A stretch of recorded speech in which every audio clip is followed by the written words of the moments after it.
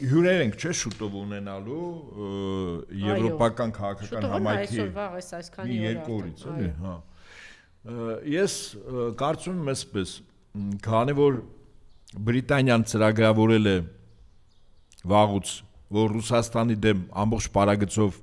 ռազմական գործողություններ պետք է լինի, որի նպատակը ոչ թե Ռուսաստանին մարտի դաշտում հաղթելն է, որը անհնար է, այլ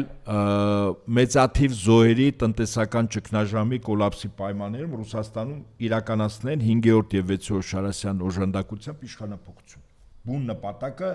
այդ ամբողջ պարագծով պատերազմներ դա է, այնպես ինչպես Ուկրաինայում արեցին, հիմա նույն բանը պատրաստում են նաև մյուս տարածքներում, բայց այդ տարածքներում պետք է զինական ուժ լինի, որը Ռուսաստանի դեմ կռվի։ Հարավային Կովկասում իմ գնահատմամբ պատրաստում են միացյալ բանակ, ընդ որում այդ բանակի կազմում պետք է լինեն եւ Հայաստանի, եւ Ադրբեջանի, եւ Վրաստանի քաղաքացիները։ Ախորժակներից քացախ։ Իրենք այդպես եղավ, փորձ արվեց 1918 թվականի փետրվար-մարտ ամիսներին, երբ ստեղծվել էր Անդրկովկասյան Սեյմ, Հայաստանի, Վրաստանի եւ Ադրբեջանի այսպես կոչված իշխանությունների եւ բրիտանացիները հայտնի գնդապետ Ստոքսի այն ժամանակ մի 5 արտաքին հետախուզության սպայի ուրեմն կազմակերպմամբ միացյալ բանակ էր փորձարուն ստեղծել բոլշևիկյան Ռուսաստանի դեմ պատերազմելու։ Իդեպ հիմա այդ առաքելությունը տարածաշրջանում իր վրա է վերցել ոչ ավել ոչ պակաս Ֆրանսիան։ Եվ հիմա Մակրոնի այստեղ գալը երկու դրվագով առաջին Մակրոնի գալը ըստիս մնացածները ջուր է եւ երկրորդ ասում են Զելենսկին է գալու։ Զելենսկու գալը ինքնին կրկին անգամ այդպես խիստ ձեռնոց նետել է Ռուսաստանի կողմը, կարծես թե ասում է, որ ես ընդհանրապես Ռուսաստանի հետ անգամ Ռուսաստանի թշնամին իմ բարեկամն է։ Ասենք եթե Զելենսկին գա գրկախառնվել, համբույրներ, ասուլիսներ, ջերմ ընդունելություն, ջերմ ճանապարհում եւ այլն, ակնհայտ է որ սա Ռուսաստան դեմ է ուղղված, զուտ քարոզչական գործնականում բան չկա, բայց Մակրոնի գալը ես խիստ վտանգավոր եմ դիտում, ինչու։ Մենք միշտ հիշենք, այդ թվում նաեւ ես հորդորում եմ ընդդիմության այն փորձագետներին եւ հանրային լսան ունեցող անձանց, որոնք այսօր նաեւ նախընտրական շրջաններում իրավունք ունեն եւ խոսք են ասում իշխանությունների վարվող քաղաքականության մասին, իրենք անպայման պարբերաբար անընդհատ հիշեն Արցախը հայաթափվեց 2022 թվականի հոկտեմբերի 6-ին Պրահայում ստորագրված հայտնի փաստաթղթից հետո Մակրոնի եւ Միշելի հիշեք մեր այն արյունը որ թափվեց 23 թվականի սեպտեմբեր 19-20-ին Արցախում եւ հայաթափումը սա առաջին հերթին Մակրոնի կողմից Միշելի խղճի վրա է։ Հա, իրենց պատասխանատվության ներքո խիղճը կթողնենք իրենց վրա։ Պատասխանատվությունը մենք դեռևս այդ ժամանակներ հույս ունեմ կգա, որտեվ Ֆրանսիայում երբ կա նորմալ իշխանություն, իսկ Մակրոնը ինքը Բրիտանիայի Ռոթշիլդների ընտանիքի կողմից նշանակված անձ է։ Մակրոնին եւս կարելի է մեր ապագա դաշնակից Ֆրանսիայի իշխանությունների հետ պայմանավորել եւ Մակրոնին նաեւ հայկական կողմը դատի տա։ Ուղղակի Ֆրանսիայի քաղաքականությունը ես նորից եմ ասում, մեզ համար խիստ վտանգավոր է առայլ որ ֆրանսիացիները հիմա մտել են մեր ուժային կառույցներ տարբեր կարգավիճակներով եւ մեր բանակը պատրաստում են ՆԱՏՕ-ի ստանդարտների։ Ինչու, որովհետեւ Ռուսաստանի դեմ Ռուսաստանի հարավի ուղղությամբ պատրաստվող հարվածային ուժը կամ հարվածային բռունցքը պետք է լինի նույն ստանդարտներով, նույն զինվածությամբ, նույն մարտավարությամբ, նույն ռազմավարությամբ, ուրեմն բանակ, դա ՆԱՏՕ-ն է։ Հիմա Հայաստանը ՆԱՏՕ-ի ստանդարտների մեջ չի, բայց աշնանաբար բերվում է, իսկ բերողները ֆրանսիացիներն են։ Հիմա ինչ ասել է, ես ոնց եմ մտածում Մակրոնի կառավարությունը ինչ մեծագույն վատությունը կարող է անել Հայաստանի նկատմամբ։ Ես կարծում եմ, որ Ֆրանսիան ուրեմն խնդիր ունի այսօր հոսանքի արտադրության, հաշվի առնելով որ Ֆրանսիայի հոսանքի արտադրության 80%-ը տալիս էր ատոմականի, իսկ ատոմականի համար միակ վառելիք Ուրանը Ֆրանսիան աֆրիկական 3 պետությունից էր տանում։ Ռուսները ուղղակի դուրս դրեցին այդ պետություններից Ֆրանսիային։ Բայց ռուսների վիճակն էլ էս վերջին։ Հիմա Մալիում կռիվ գնում է, հասկանում ենք, գնում է կռիվ, դե մրցակցություն է գնում, կռիվ է գնում։ Բայց չընդունենք, արձանագրենք, որ ֆրանսիացիները հոսանքի արտադրության, այսինքն հոսանքի սպառման լուրջ խնդիր ունեն։ Եվ ըստիս ֆրանսիացիները որոշել են, որ իրենց այդ խնդիրները լուծեն գազի հաշվին, բայց ոչ թե գազ բերվի ինչ-որտեղից բավականին թանկ, այլ այս պահին միջերկրական ծովի մեջ կան գազի հսկայական պաշարների հանքավայրեր։ Մի մասը, իդեպ ասեմ ձեզ, Գազայի հարևան տարածքում է,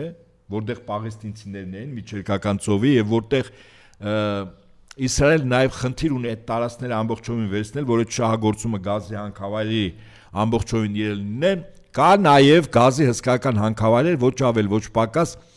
Կիպրոսի հյուսիսային մասում, որտեղ Թուրքիան վերցել է այդ այսպես կոչված չեզոք ջրերում, բայց որտեղ թուրքական կողմը վերահսկում է այդ տարածքները։ Իմ կարծիքով Ֆրանսիան կարող է, այսպես ասենք, ամբողջությամբ